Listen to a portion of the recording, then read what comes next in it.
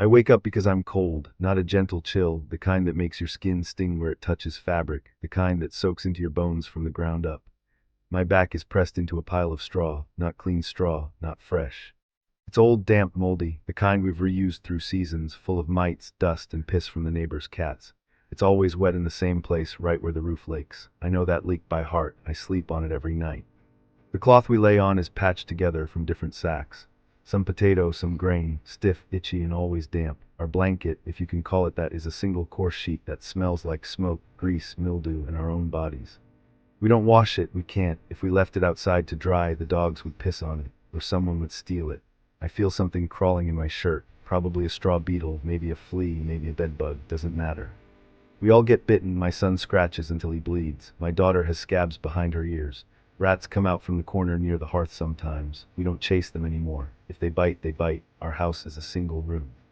Packed dirt floor, mud walls that crack in winter. There's no ceiling, just a roof of woven reed and straw, tied with whatever cord we could find. The door has two broken boards on hinges so rusty you can hear them from the next field. There's a hole for light, we cover it with old leather or sometimes sheep intestine dried. It doesn't help much, the wind still gets in.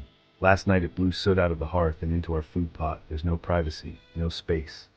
It's me, my wife, our two kids, all sleeping on one pile of straw under one blanket, side by side like livestock.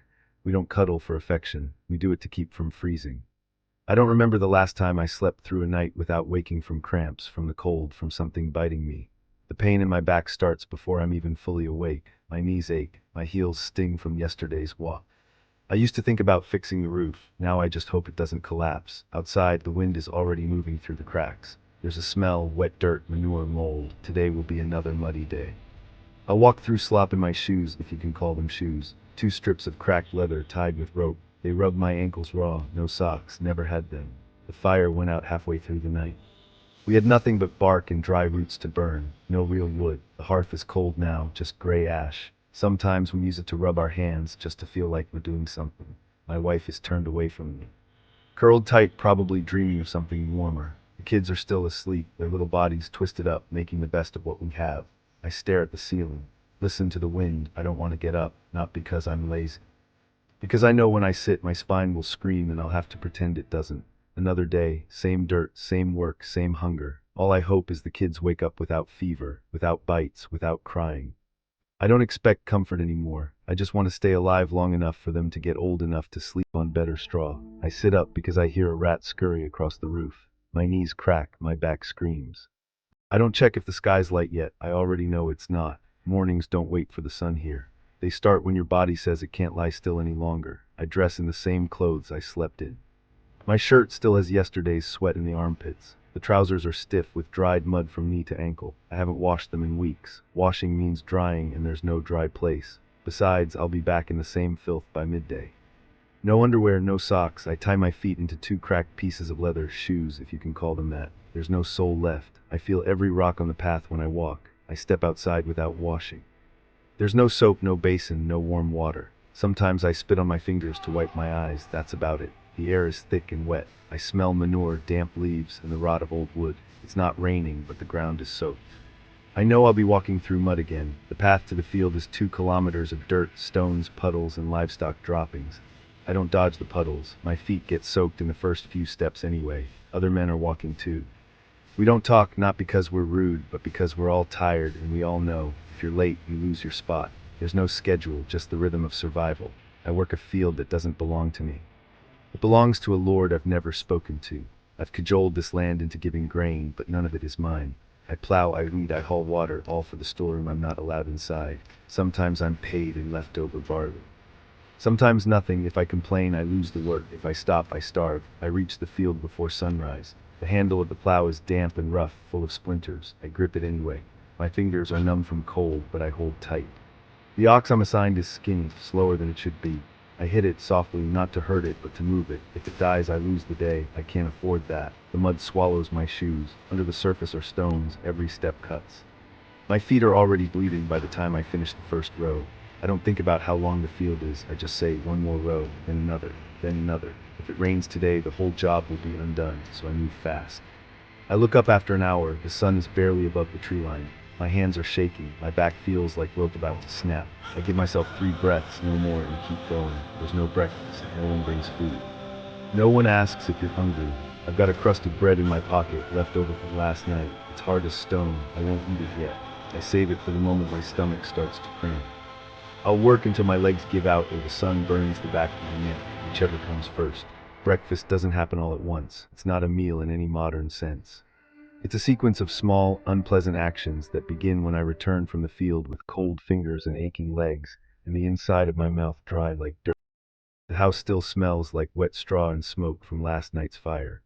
My wife is already squatting near the hearth, poking at yesterday's ashes with a charred stick, trying to bring something back to life. There's no wood left. We're burning dried roots now, and even those are almost gone. When they catch, the fire stinks, not that it matters. We've stopped complaining about smell a long time ago. The pot over the fire is blackened and thin. It's filled with a handful of crushed oats boiled in water. No milk, no fat. Just oats and water. We call it porridge, but it's closer to sludge. Thin enough to drink, thick enough to stick to the spoon. My wife stirs it with the same wooden spoon we use for everything, and I mean everything. It's been dropped in the dirt, licked clean, boiled again, and handed back. We don't have the luxury of caring about hygiene. If it's hot, it's safe enough. We sit in silence when we eat, not out of reverence, not out of politeness. Just exhaustion. Talking takes effort, and in the mornings no one has any effort to give. The children sit cross-legged on the floor, their backs rounded, eyes still half shut with sleep. Each of us gets a ladleful of porridge in a clay bowl. The bowls are chipped. One has a crack that leaks if you tip it too far. I use that one. There's a loaf of black bread on the table. It's yesterday's bread, or maybe from 2 days ago. It's dark, nearly black, hard as dried leather. Made from barley and whatever else the miller swept off his floor. Full of grit, bits of husk, and sometimes actual dirt. I tear a piece off and bite it. My tooth hits something, probably a stone. I spit it into my hand and keep chewing. There's no butter, no honey, no salt, just bread and gruel and steam. In silence, I look at my son. His lips are dry, his cheeks are hollow.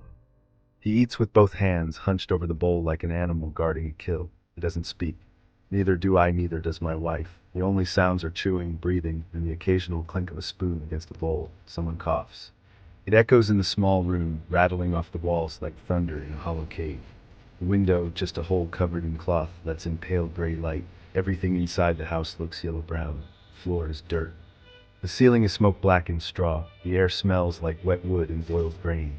Breakfast lasts about 7 minutes. No one eats slowly. No one savors it. We eat like people who know the food could run out tomorrow because it has before. We don't clean the bowls. We just wipe them with a piece of crust and stack them by the door. There's no talking after. No moment of rest. No time to sit and digest. I get up slowly, knees popping again, and reach for the plow loaf. My wife grabs a bucket and heads for the well. Children stay inside. They'll be gathering dung for fuel later. No one says anything, and that's breakfast. She's the first to speak in the house, if she speaks at all. My wife doesn't talk much in the mornings, only what needs to be said. She doesn't ask how I slept, because she already knows the answer. I don't ask if she's warm enough at night, because I know she's not. There's no point in pretending we don't feel the same cold. We've been married 14 years. That's long enough to stop needing words. She keeps the keys, the literal ones. 2 of them, one for the storage chest under the bed, where we keep anything worth keeping. A small sack of barley, 1 extra tunic for winter, and a rag-wrapped bundle of coins, 7 pennies and half a groat. The other key is for the door. It's mostly symbolic. Anyone could break that lock with a boot, but she still checks it before dark every night like it's her way of keeping wolves out. She handles everything inside the walls. I handle what's outside. That's the rule, unspoken but fixed. She watches the fire, feeds the kids, measures out what little grain we have with the eye of someone who's had it run out before. She knows how many meals are left in every sack, how many coals we'll need to get through the week, how long the soap will last, which child's shoes are closest to falling apart. She says little, but she sees everything. She doesn't rest. When I come in from the fields, she's still standing.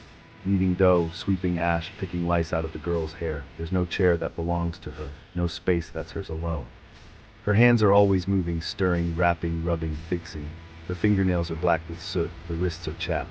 She has a burn mark on her forearm from the hearthstone, old and pale now. She cuts the bread. She decides when the last egg gets boiled. She knows when to lie to the children, when to say, "We'll eat more tomorrow," even though there's nothing coming. She's hard, not cruel, but firm in a way that can't be softened. The kind of person who doesn't cry at funerals, not because she's cold, because she knows crying won't bring the dead back, but through the living. Sometimes I catch her staring into the fire, not thinking, just staring. Like she's measuring time by how the angles shift. Once I saw her take off her shoe to count how many holes were in her sock. She didn't say anything, just stared at it, then put it back on and went to wipe the table with her sleeve. She's not young anymore, neither am I. Her hair is turning gray near the scalp. Her back stays bent longer after she stands up, but she moves. She keeps moving. Like if she stops, everything else will fall apart. I don't compliment her, we don't talk like that. I don't thank her either. Not because I don't feel it, but because we've both come to understand in this kind of life, survival is easy. She holds the key to the chest. The house, everything that stays alive inside it.